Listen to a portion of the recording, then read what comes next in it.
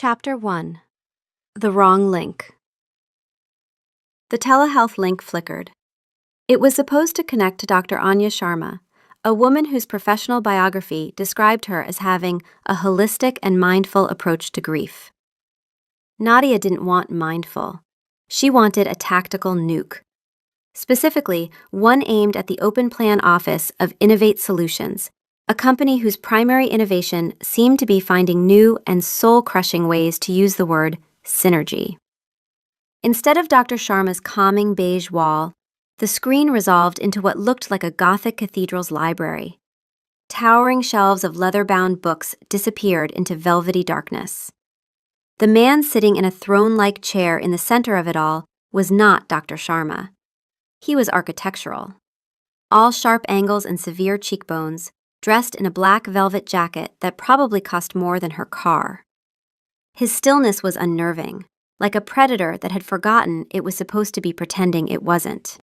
Nadia was mid-sob, a particularly messy one, involving a hiccup and a string of drool she was only vaguely aware of. She had been gearing up for a full-throated tirade about her boss, Chad, who had just synergized her project by giving it to his nephew, a sentient pile of hair gel named Kyle. The man on the screen tilted his head. His eyes, an unnervingly pale gray, narrowed. He looked less like a therapist and more like someone who audited souls for a living. And he actually said, "Let's not be emotional about this, Nadia," while holding a stolen PowerPoint presentation that I spent 3 weeks sleeping under my desk for. The sob broke free, a raw, ugly thing. I poured my life into that deck, my life. The man remained silent, his expression unreadable. Nadia's breakdown screeched to a halt, replaced by a cold wave of mortification. This was not Dr. Sharma. This was a very serious, very handsome, and probably very judgmental man who had just witnessed her have a complete psychological meltdown over a corporate presentation. "Oh my God," she whispered, swiping at her tear-streaked face. "I am so sorry. Wrong link, technical difficulties. My cat just died. And my grandma, both at the same time, on the PowerPoint." He blinked slowly. It was the only part of him that seemed to move. After a silence that stretched into its own geological era, he spoke. His voice was a low, resonant baritone, like cello strings being plucked in a crypt. "Your boss sounds incompetent." Nadia stared. The blunt, objective statement cut through her hysteria like a diamond blade through tissue paper. It was so unexpected, so devoid of therapeutic jargon that it shocked her system. "He is," she said, her voice wobbly. "He really is." Delegating a critical project to an unproven subordinate based on nepotism rather than merit is a foundational error in leadership, the man continued, as if reciting a well-known historical fact. It fosters resentment, erodes morale, and suggests a deep-seated insecurity in his own authority. He should be removed. Removed? Like fired? A flicker of something crossed his features. Among other possibilities, a strategic reassignment to a distant, unpleasant territory was a favored method in the 13th century. "Do you have a Siberian office?" The sheer absurdity of it hit her. The Gothic library, the velvet jacket, the medieval management advice. A strangled noise escaped her throat. It started as a gasp, morphed into a choke, and then, to her utter astonishment, erupted into a laugh. A real one, the kind she hadn't managed in months. It was loud and a little unhinged, but it was real. She laughed until tears streamed down her face again, but this time they weren't from grief or rage. They were from the glorious, ridiculous relief of it all. The man on the screen watched her, his head still tilted, a flicker of genuine curiosity in those pale eyes. "I don't think we have a Siberian office," she finally managed, wiping her eyes. "But I could suggest it." "You should," he said, with the gravity of a king issuing a decree. "Frame it as a growth opportunity. People find that language soothing." Nadia looked at him. really looked at him for the first time. He was impossibly, almost offensively handsome, but it was the quiet, ancient intelligence in his eyes that held her.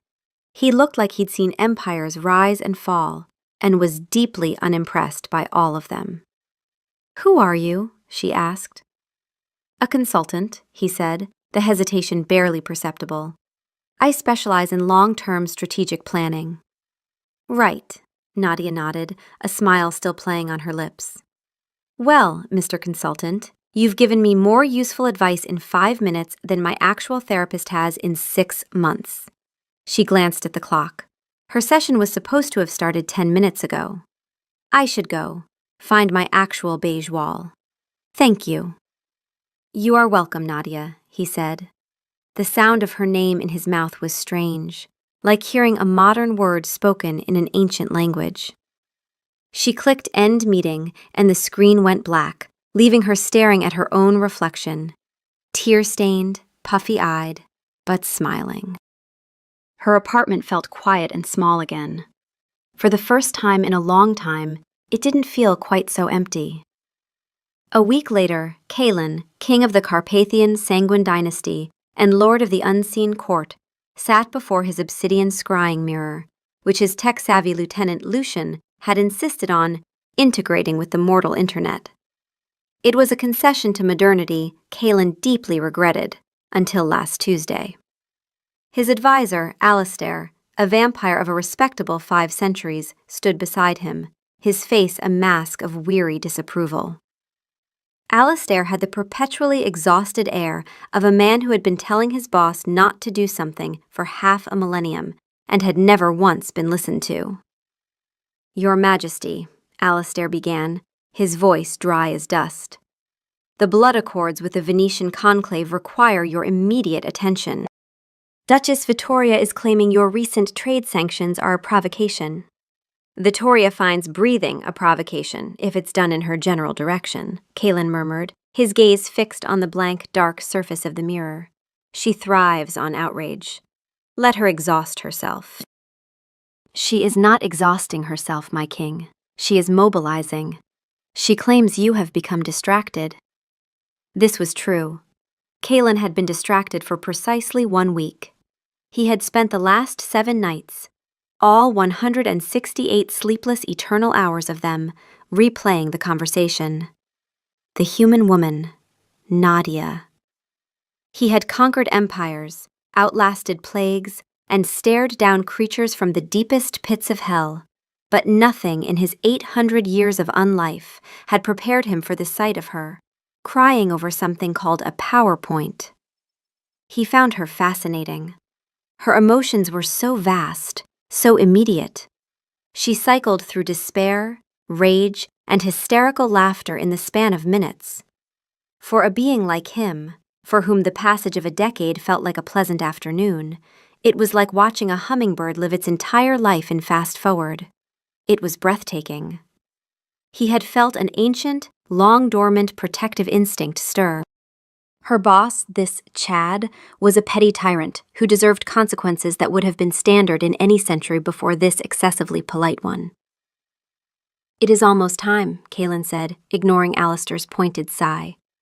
"Time for what, sire? Another technical glitch?" Alistair's tone put quotation marks of pure disdain around the words. "I have reviewed the mortal technology. The links are unique identifiers. The odds of a recurring crossover event are astronomically small."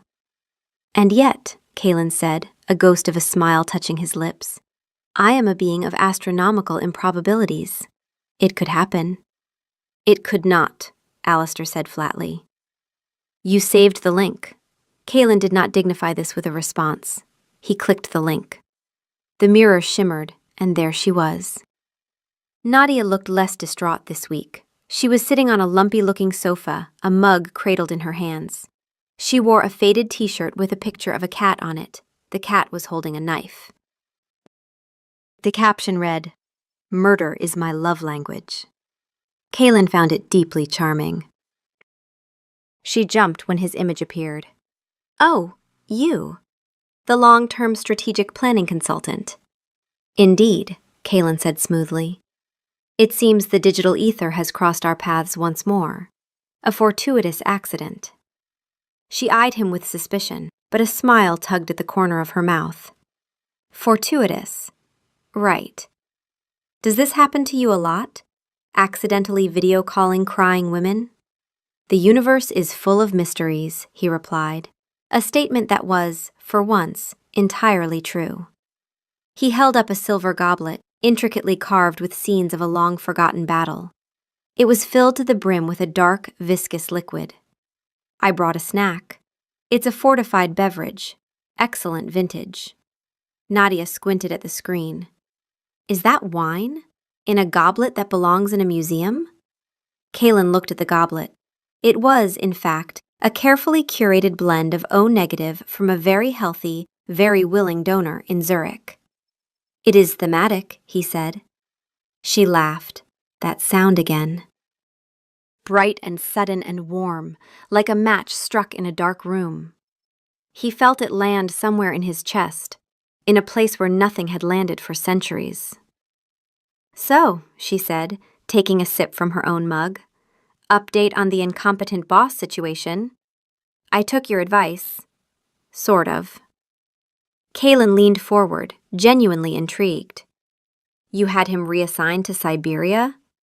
We don't have a Siberian office, she reminded him. But I did draft a proposal for a new Arctic Circle outreach initiative, and suggested Chad as the perfect candidate to lead it.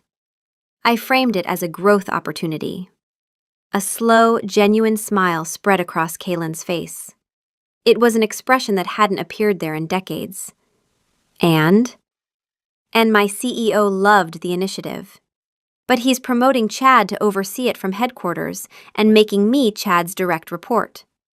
My revenge plot backfired, spectacularly. She sighed, but there was no real despair in it this time. It was the sigh of a seasoned warrior recounting a lost battle. A temporary setback, Kaylin assured her. We merely need to adjust our strategy.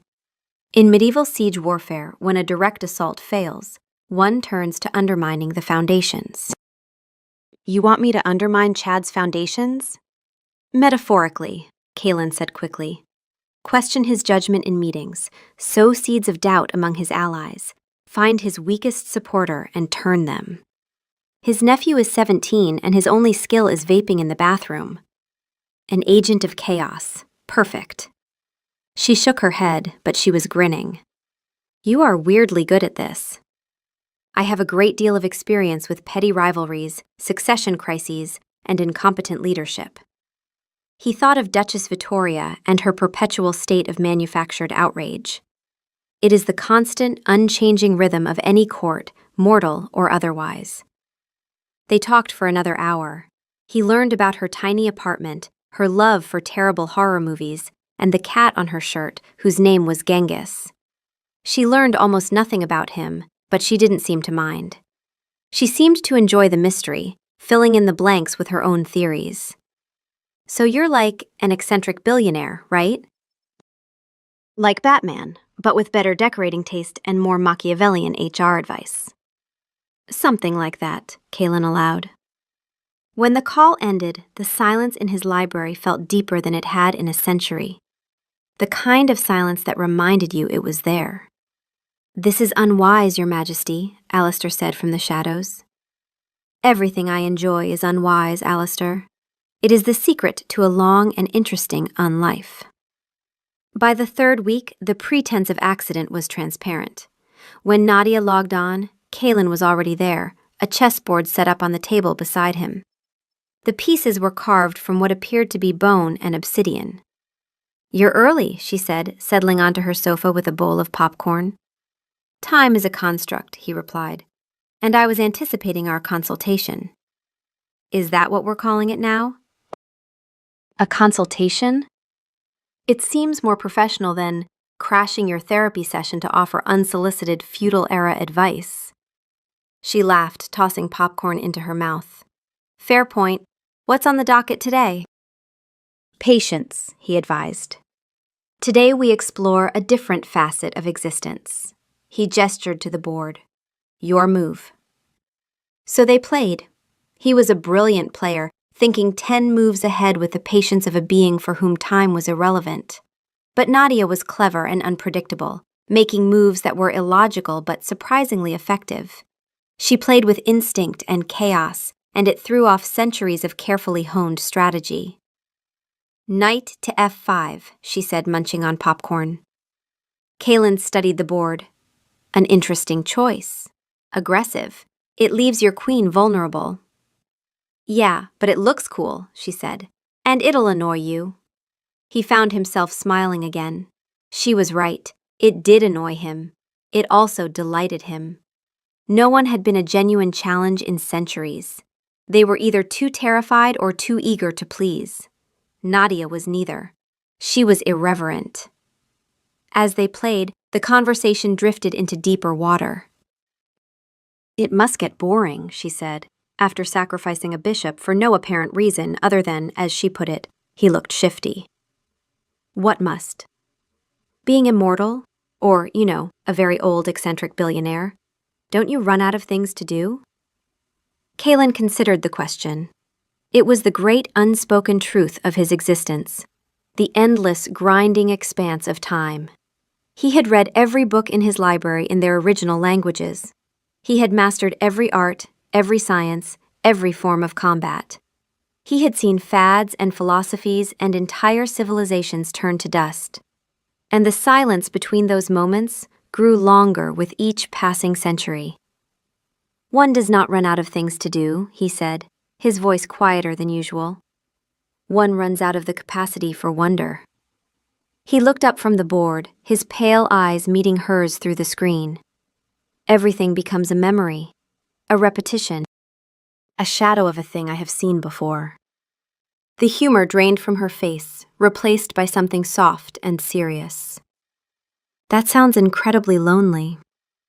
He didn't answer. He didn't have to. The silence between them was its own confirmation.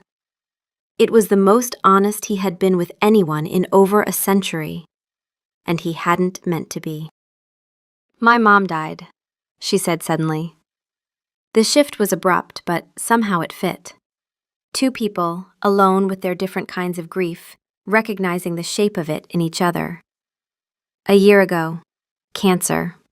It was brutal. He looked at her, at the pain that tightened the corners of her eyes. The grief was still there, raw and alive just beneath the surface of her wit. I'm sorry, he said, and the words felt inadequate. He, who had commanded armies and debated philosophers, had no better language for this. My therapist, Dr. Sharma, the one you keep accidentally replacing, she wanted me to journal about it, to sit with my feelings. So I sat with them. They were terrible company. Nadia gave a dry, humorless smile. Then she suggested I write my mom a letter, as if she's just on a long vacation and the mail is a little slow. Kaylin felt a surge of something hot and sharp, anger, on her behalf. That is a foolish and inadequate response to the void left by death. Tell me about it, she sighed. I spent a year trying to be mindful of my grief. You know what I really wanted to do? I wanted to find the universe's manager and file a complaint. I wanted to scream. I wanted to break something. A perfectly rational response, Kaylin said. Grief is a wound. It does not want to be sat with. It wants to be avenged. Avenged, she repeated, and something in her eyes shifted. Yeah, that's exactly it. Revenge, he said, his voice carrying the weight of absolute conviction. Then cake.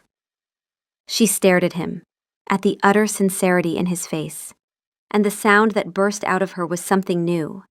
Not the bright, surprised laugh of their first meeting, not the warm grin of the second call. This was deeper, a laugh that acknowledged the absurdity and the tragedy of everything, and found it hilarious anyway. It was the first time she had laughed about her mother, about her grief, about any of it, without a bitter edge cutting underneath. Revenge, then cake, she repeated, wiping her eyes. That's going on my gravestone. I will ensure it, he said, and meant it more literally than she knew. Nadia's actual therapist during their one and only session that week had been furious. Nadia, this is a serious breach of therapeutic boundaries. You've been sharing deeply personal information with a complete stranger you met through a technical error? Who is this man? A consultant, Nadia said vaguely. And what are his qualifications? He's very old and seems to know a lot about siege warfare. Dr. Sharma stared at her, speechless. You need to cease all contact immediately. This is unhealthy. It's a form of avoidance. Is it? Nadia countered. Because he's the first person who hasn't treated my grief like it's an administrative problem to be solved with paperwork. He said I should want revenge, and then I should have cake. Revenge and cake? Dr. Sharma repeated, horrified. That is profoundly unhelpful and frankly bizarre advice. Nadia thought of Kalen in his magnificent shadowy library, a place that felt more real and alive than this sterile therapeutic box, with its beige walls and its smooth stone art print. You know what? Nadia said. I think you're fired. She logged off before Dr. Sharma could respond, feeling a lightness she hadn't felt in months. She texted Kalen immediately. Or rather, she texted the number Alistair had reluctantly provided. I fired my therapist because of you. You should know this. His reply came 6 hours later. Nadia, I have been informed of this development. I should tell you that I am not qualified to give you advice. I am qualified to do many things. Therapy is not among them. Acknowledge receipt of this confession. C. She replied, Are you up? He did not respond for 2 days. When he did, it was with, I am always up. I do not require sleep. Your colloquialism is inefficient. Also, what do you suggest for grief now that journaling is off the table? She replied, You're the consultant, you tell me. Revenge, then cake. The prescription has not changed. Chapter 2. The Spire. This digital medium is insufficient, Kalen announced during their 5th call. I am tired of speaking to a phantom in a box. I wish to see you in person. Nadia's heart did a strange little flip. You want to meet? Like, for coffee? A look of faint disgust crossed his features. I do not do coffee. I was proposing dinner. At my home. Your home? Don't you live in a castle in, like, Transylvania? Romania is lovely this time of year, he said evasively. But no, I maintain a residence closer to you. For business. Nadia hesitated for all of 3 seconds. Meeting a mysterious, potentially unhinged billionaire she met online was objectively a terrible idea. It was the beginning of every true crime documentary she'd ever binged. Okay, she said, but if you murder me, I will be extremely annoyed. I give you my word, Kalen said, his eyes holding hers with an intensity that made the screen feel thin. You will leave my home entirely unmurdered. The address he sent was for a towering Gothic Revival skyscraper downtown known as The Spire. It was a building so exclusive, so shrouded in mystery, that most people assumed it was empty. The penthouse, the car service informed her, was his. When the elevator doors opened directly into his apartment, Nadia understood. It wasn't an apartment. It was a kingdom. The library from their calls was there, an exact replica, but it was just one room in a sprawling space of marble floors, soaring ceilings, and windows that looked down on the entire city. And there he was, standing in the center of it all, not as a face on a screen, but as a solid, breathtaking reality. He was taller than she'd imagined. In person, his stillness was even more pronounced. He didn't fidget. He didn't shift his weight. He simply existed, like a statue that had decided to wait for something worth moving for. Nadia, he said. Her name sounded different in the open air. Deeper. It resonated against the marble and the old wood and the silence. Kalen, she replied, using his name for the first time. He'd told it to her in an email with the address, and it suited him. It sounded like something whispered in a cathedral. He was wearing another velvet jacket, this one the color of a deep bruise. He looked magnificent. He also looked deeply uncomfortable, which was oddly endearing for a man who radiated the energy of someone who had once commanded armies. "Welcome," he said, his voice a touch too formal. "May I offer you a beverage?" "Sure. What are my options?" "I have a 1787 Chateau Margaux, or water." He paused. "I am told humans require both." Nadia bit back a smile. "The wine. Definitely the wine." He led her to a dining room dominated by a table long enough to host a state dinner. A single place setting was laid out at one end. For her. "You're not eating?" she asked, as a man who looked suspiciously like Alistair served her a plate of something that smelled extraordinary. "I find the process disagreeable," Kaelin said, taking the seat across from her. He sat perfectly still, his hands resting on the table. "But please, enjoy." It was the most awkward and most fascinating dinner of her life. He watched her eat with an intensity that should have been unnerving, but was instead strangely compelling. He couldn't eat, so he narrated. "The chef, Antoine, has been in my employ for 2 centuries, he explained as she tasted the seared scallops. He remembers the subtleties of flavor from his mortal life with perfect clarity. He says the Maillard reaction on the scallop should create a flavor profile that is both sweet and umami, a memory of the sea and the fire." "It's really good," Nadia said. "Excellent." She took a bite of asparagus. "This too." Antoine insists on sourcing his vegetables from a small organic farm in Provence. He claims the terroir imparts a certain je ne sais quoi. "The je ne sais quoi is definitely present," she confirmed solemnly. After dinner, they ended up on a balcony overlooking the city. The wind was cool on her skin. Kaelin stood beside her, not touching but close enough that she could feel something radiating from him.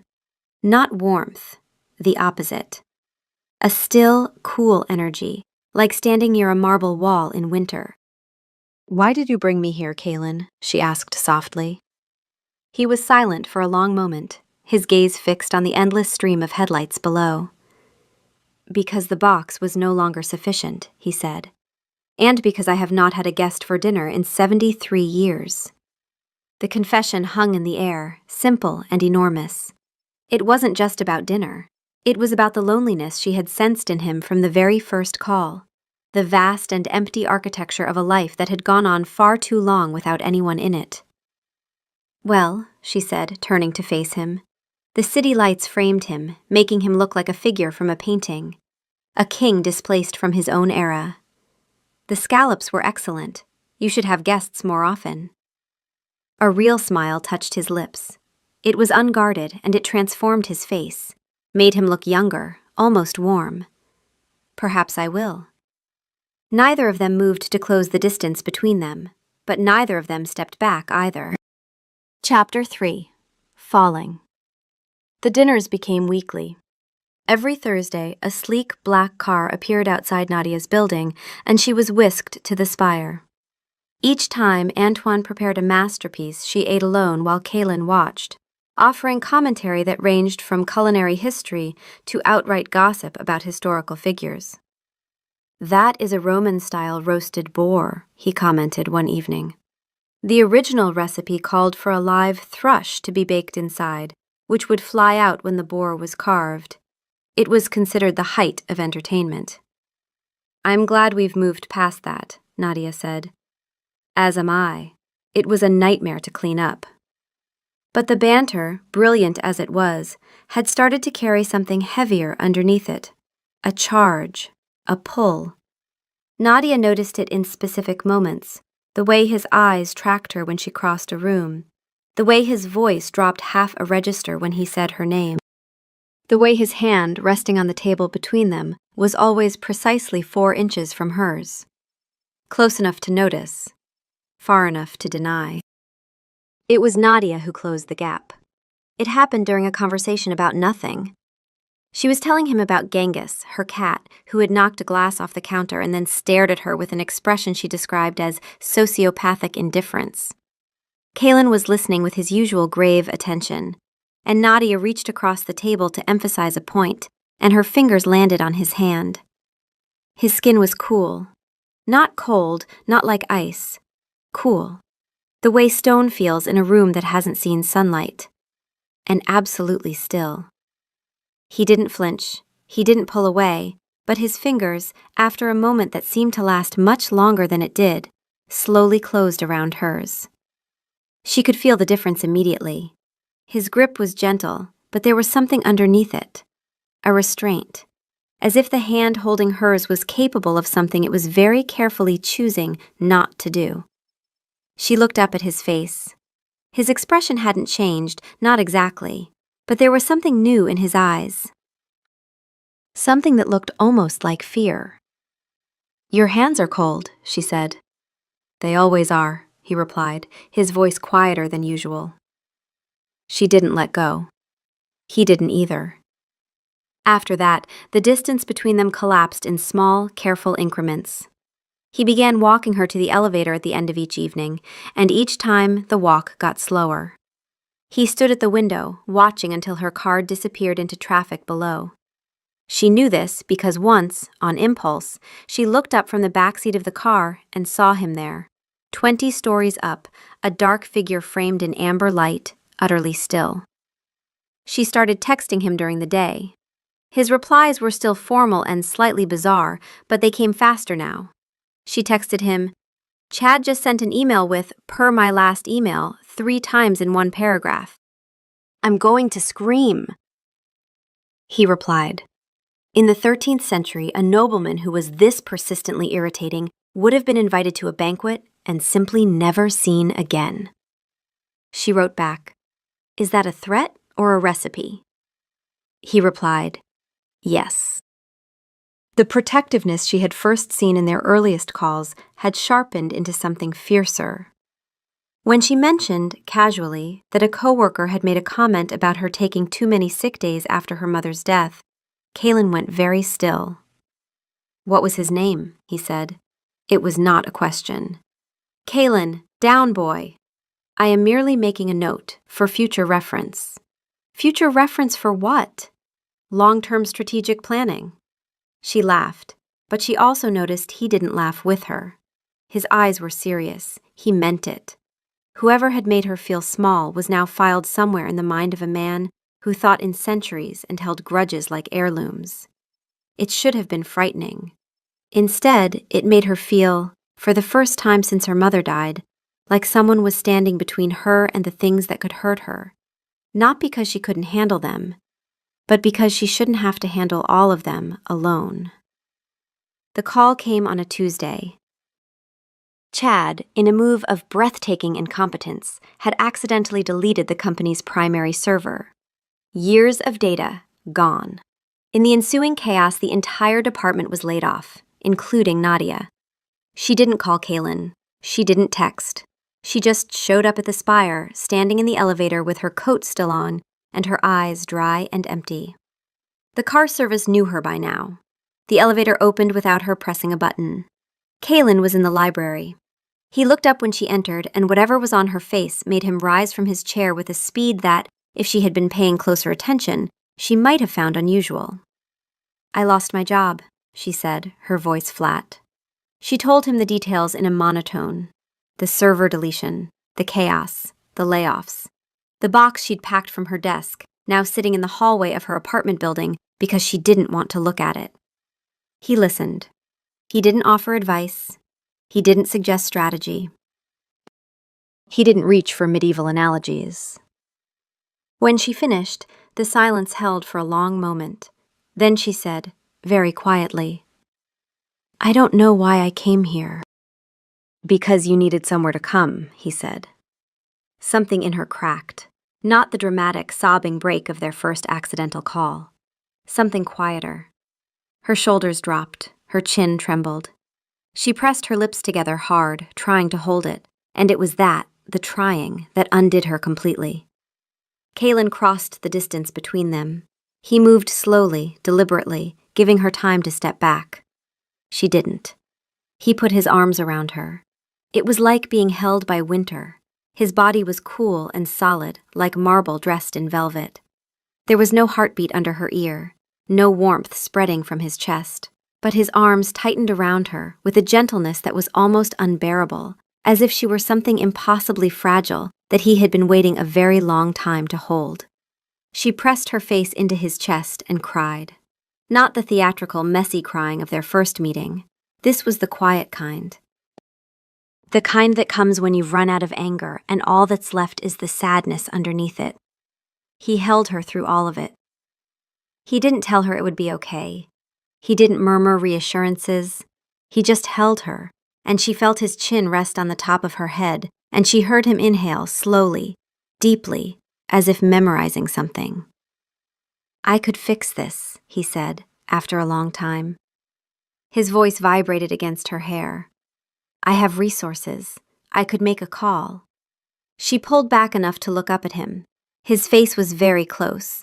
His eyes, up close, weren't just pale gray. There were flecks of silver in them, like light caught in old glass. "Don't buy my problems," she said. He held her gaze. Something moved behind his expression, a calculation abandoned, a different instinct chosen. "Then let me sit with them," he said. The words landed. She heard the echo. Sit with them. The same words she had mocked when Dr. Sharma said them. But from him. From this impossible man who didn't sleep and didn't eat and stood at windows watching her car disappear. It meant something entirely different. It meant, I am here. I have nowhere else to be. I have nothing but time, and I am giving it to you. She pressed her face back into his chest. "Okay," she whispered. "Okay." They stood like that for a long time, long enough for the city lights to shift from yellow to blue as the night deepened, long enough for her breathing to slow and steady, long enough for her to notice that his hand, resting on her back, was trembling very slightly. She didn't mention it, but she noticed. Chapter 4. What are you? 2 weeks later, Nadia's career crisis was resolving itself, partly because she was genuinely talented, and partly because Kaylin's world, it turned out, had doors. Alistair, in what appeared to be a concession to his king's attachment, had mentioned to Nadia that a certain tech consulting firm, one with extensive government contracts and an unusually discreet clientele, was looking for someone with exactly her skill set. He provided a name, a phone number, nothing more.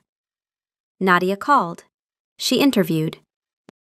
She was brilliant because she was brilliant, and they offered her the position. Head of Strategic Communications, corner office, double her previous salary. She didn't know the firm had ties to Kaylin's world. She didn't need to. The door opened, but she walked through it on her own. The evening she got the offer, she decided to surprise him. She hadn't been to the Spire unannounced before. Their meetings were always choreographed, always Thursday. But she was giddy with the news, and she wanted to see his face when she told him. The elevator recognized her. The doors opened into the penthouse. She stepped out. The apartment was different at this hour. It was past midnight, and the usual ambient lighting was off. The space was lit only by the city glow filtering through the massive windows, turning everything silver and shadow. She heard voices, low, urgent, coming from the library. She moved toward them. The library door was ajar. Through the gap, she saw Alistair. He was bandaging his own forearm with practiced efficiency, wrapping white gauze around a wound that was deep and ugly, a gash that went to the bone.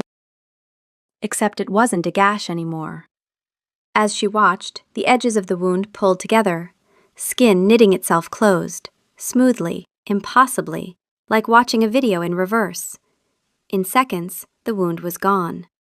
Not healed, gone, as if it had never existed. Alistair flexed his hand, testing, and looked up. He saw her in the doorway. Time stopped. Then Kaylin moved. She hadn't seen him in the dark corner of the room. One moment there was nothing. The next, he was between her and Alistair, and he had crossed 20 feet of library in the time it took her to blink. He was simply there. No footsteps, no blur of motion. He had been in one place, and now he was in another. And her brain, which was very good at processing data, could not reconcile the gap. His face was close to hers. His eyes were different. Not the calm, faintly amused gray she knew. Something sharper. Something older. In the dim light, his features looked less architectural and more predatory. The angles of his face were the same, but the thing looking out from behind them was not the man she'd played chess with. It lasted only a second. Then Kaylin's expression smoothed, reassembled, became human again. But it was too late.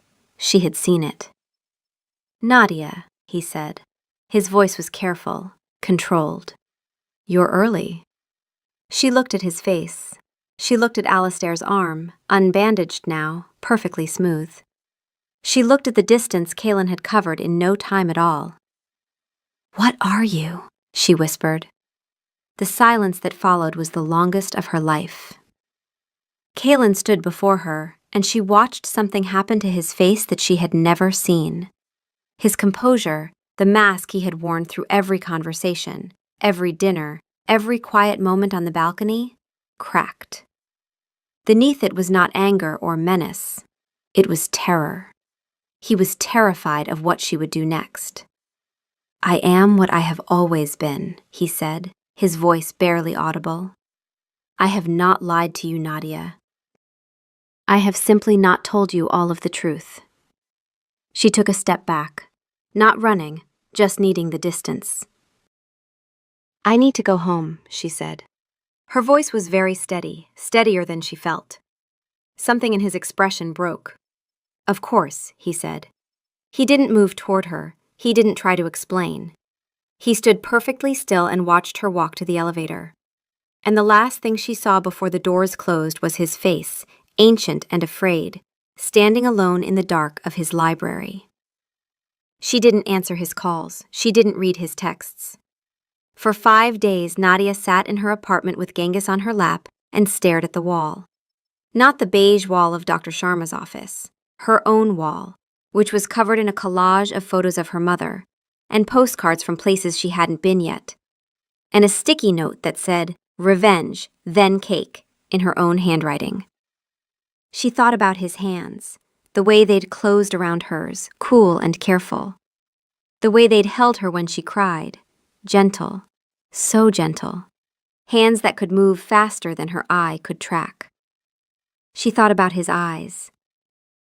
The way they'd looked in the dark of the library. Old. Not old like her grandfather was old. Old like the stones of the building he lived in were old. Old like the word for what he was. She thought about Antoine, who remembered the subtleties of flavor from his mortal life. She thought about the fact that Kaylin didn't eat, didn't sleep, was always cold, had not had a guest in 73 years. She thought about what kind of beverage came from the O-negative region. On the 3rd day, she searched symptoms of vampirism on the internet, and then immediately closed her laptop and told Genghis that she was losing her mind. Genghis stared at her with sociopathic indifference. On the 4th day, she opened the laptop again and read everything. Folklore, mythology, legends. She cross-referenced it with everything she knew about Kaylin. The stillness, the cold, the nocturnal schedule, the goblet, the way he knew about Napoleon's table manners firsthand. On the 5th day, she sent him a link. A telehealth link. The mirror shimmered, and there she was. Sitting on her lumpy sofa, Genghis curled on her lap. She looked tired. She also looked resolute. Kaylin appeared on screen and said nothing. He looked like he had aged, which was impossible, but something in his face was drawn in a way it hadn't been before. He had spent 5 days in his library, not moving, not speaking. Alistair had left blood outside the door. He hadn't touched it. 5 days, for a being who had once waited out a 40-year siege without blinking, had felt like an eternity. "I have questions," Nadia said. Ask them. How old are you? 817 years. She absorbed this. What do you eat? Blood, he said. No euphemism, no deflection. From willing donors, never taken by force, not in centuries. Have you killed people? A pause. Yes. She flinched, just barely. Recently? Not in the way you mean. I have not hunted a human for sustenance in over 400 years. I have killed in defense of my people and in war. I will not pretend to you that my hands are clean. They are not. Nadia was quiet for a moment. Her fingers moved absently through Genghis's fur. Can you die? With great difficulty. Sunlight, fire, a very specific and unpleasant decapitation. Sunlight, she repeated. So all those times we talked, it was always night. Yes. And the dinners, always after dark. Yes. And you never came to my apartment because I would have had to leave before dawn, and I did not wish to leave. Another silence. Nadia looked at the screen, at the face she had come to know so well, and tried to reconcile it with the word that was sitting in her mouth, too absurd and too real to say out loud. Vampire, she said. Yes. You're a vampire. King of the Carpathian Sanguine dynasty and lord of the unseen court specifically, he said, and there was the faintest ghost of his old dry humor. But the general category is correct.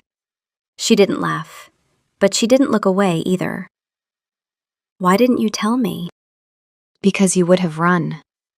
You don't know that. I have 800 years of evidence that humans, when confronted with the truth of what I am, respond with fear. Every time, without exception. His voice was steady, but his eyes were not. I could not bear the thought of you being afraid of me. Nadia looked at him for a long time. Then she said, I'm not afraid of you, Kaylin. I'm angry that you didn't trust me. He closed his eyes. When he opened them again, something in his expression had shifted. Not relief, not quite. Something closer to the look of a man who has been holding his breath for 5 days and is finally allowed to exhale. You are right, he said. I should have trusted you. I am sorry. Good, she said. Now, can you turn someone into a vampire? He went very still. That is not a conversation for today, Nadia. Fine, she said. Same time next week? Of course, he said, and his voice cracked on the word. Chapter 5. Forever. They rebuilt. But it was different now. Rawr. The elegant dance of witty banter and carefully maintained mystery was gone, replaced by something less graceful, but infinitely more real. Nadia returned to the spire. She ate Antoine's food. She sat with Kaylin in the library. But now, when she looked at him, she saw all of it. The man and the predator. The loneliness and the danger. The gentleness and the 800 years of things he had done that he would never tell her about. She started making vampire jokes. He was not amused. She was delighted by this. So do you sparkle in sunlight or just burst into flames? I find the question beneath me. That's not a no. It is emphatically a no. I do not sparkle. The very suggestion is an insult to my dignity. What about garlic? Can I order garlic bread? You may order whatever you wish. The garlic myth was propagated in the 15th century by a vampire who simply disliked Italian food. And crosses? Decorative. Bats? A personal choice. I find them unhygienic. She was laughing. He was trying very hard not to. The corner of his mouth was losing the battle. But underneath the comedy, the relationship had gained a new dimension, a physical intensity that hadn't been there before, now that the pretense was gone. When he held her hand now, she could feel the controlled strength in his grip. When he kissed her forehead as she left, his lips lingered, and she could feel him breathing her in, the way he always did, deep and slow and deliberate, as if her scent was something he was storing against a future where it might not be there. One evening she cut her finger on a kitchen knife while helping Antoine. It was nothing, a paper-thin slice, barely a drop of blood. But the room changed. The air pressure shifted. Antoine went very still, and Kaylin, across the room, turned his head with a sharpness that had nothing to do with concern for her well-being. She saw it, a flicker in his eyes, not the silver gray she knew.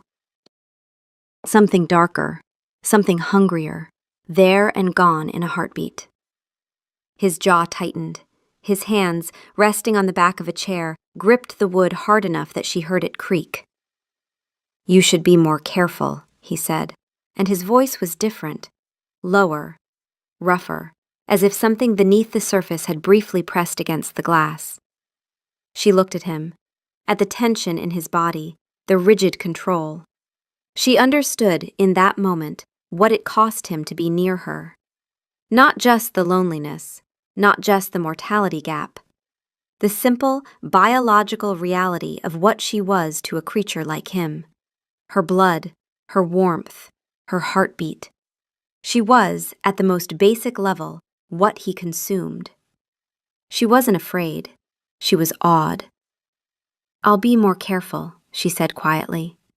He nodded once. His grip on the chair slowly released. The wood was dented where his fingers had been. Neither of them mentioned it again. She found it on a Sunday morning. One silver strand, bright against the dark of her hair, catching the bathroom light. It was nothing. It was everything. She was 32, in good health. She had decades ahead of her. But the gray hair was a messenger, a tiny ambassador from the future. And its message was simple. Time is passing. Kaylin would look exactly the same. She pulled the hair out and held it up to the light. It was almost beautiful. A thin, silver thread. She thought of him, of his silver-flecked eyes, and the thought that arrived was not poetic or romantic. It was brutal and clear. I am going to get old. I am going to die. And he is going to watch. Unless. She brought it up that Thursday. They were in the library, her legs tucked under her on the sofa, him in his usual chair. The chess set was between them, but neither had made a move in 20 minutes. The conversation had wandered through her new job, his ongoing negotiations with the Venetian conclave, and whether Genghis was plotting her assassination. "I found a gray hair," she said. Kaylin looked at her. One gray hair is not a cause for alarm. "It's not about the hair, Kaylin." He understood immediately. She watched it happen, the realization moving through his face like a cloud crossing the sun. His expression closed. "Nadia," he said, and it was a warning. "I want you to turn me." The silence that followed was not like their other silences. Their silences had always been comfortable, full of shared understanding. This one was a void. She could feel it pulling at them. "No," he said. "Kaylin." "No." He stood. The movement was abrupt, almost violent. He turned away from her, facing the bookshelves, his back rigid. "You do not know what you are asking." "I'm asking to stay with you." He turned back. His face was a ruin. The composure, the 800-year-old mask of control, was gone. What was underneath was raw and old and terrible. "You are asking me to kill you," he said, and his voice was barely controlled. "That is what turning is, Nadia. I would have to drain you. Every drop. Your heart would stop. The woman He stopped, swallowed, started again. "You would die. The thing that comes back, it remembers being you. It has your face and your voice and your memories. But the warmth is gone. The heartbeat is gone. The thing that makes you, you. The chaos and the laughter and the way you eat popcorn like it has personally offended you, that is a human thing, and I cannot promise it survives." His hands were shaking. She had never seen his hands shake. You're afraid, she said. I am terrified, he admitted, and the word cost him everything. I have been terrified since the moment you laughed in my library and I realized I had been waiting centuries to hear it. I am terrified of what I feel for you. I am terrified of losing you. And I am more terrified of what I would have to do to keep you. Nadia stood. She crossed the distance between them. She took his shaking hands in hers, her warm fingers wrapping around his cold ones. My mother died, she said, and she had no choice. She was 54 and she wanted more time, and the universe said no. She didn't get to decide. She didn't get to choose. Her voice was steady. Her eyes were not. I'm choosing, Kaylin. I'm choosing more time. I'm choosing you. It would not be more time, he whispered. It would be different time. Endless time. You cannot fathom what that means. You're right, she said. I can't. Not yet. But I'm not asking you to do it tonight. I'm asking you to stop pretending the question doesn't exist. He looked at her face, her warm, living, human face, with its one gray hair's worth of mortality already written into it. He looked at her the way she imagined he had once looked at kingdoms he knew he couldn't hold, with a love so fierce it was indistinguishable from grief. I hear you, he said, finally. I cannot answer you tonight, but I hear you. That's enough, she said. For now. Much later, they sat on the floor of the library. Her head was on his shoulder, his arm was around her. The chess pieces were still in their abandoned positions on the board above them, frozen in a game neither had won. The city glowed below them through the massive windows. Somewhere out there, Chad was probably deleting another server. Genghis was probably plotting a murder. Dr. Sharma was probably horrified. And the universe was still refusing to answer complaints. Nadia listened to the silence where his heartbeat should have been. It was strange, that absence, a hole in the sound of him. She had gotten used to it, the way you get used to anything if you sit with it long enough. You're thinking, she said. I am always thinking, he replied. It is the curse of never sleeping. What are you thinking about? A pause. Then, very quietly, I am thinking that in 800 years I have never been more afraid of the future than I am right now. And I have never wanted it more. She lifted her head from his shoulder and looked at him. In the dim light, his face was all shadows and silver. Ancient. Beautiful. Hers. Revenge, she said softly. Then cake. His mouth twitched. The prescription has not changed. It never does. She put her head back on his shoulder. His arm tightened around her. Outside, the city hummed its endless hum, indifferent to the two impossible people sitting on a library floor, holding the weight of forever between them. The decision had been made. Not the details, not the when or the how, but the direction. Forward, together, into whatever came next. For the first time in 800 years, Kaylin was not counting the hours. For the first time in a year, Nadia was not afraid of them. It was, all things considered, a pretty good strategy for life. Revenge, cake, and whatever comes after.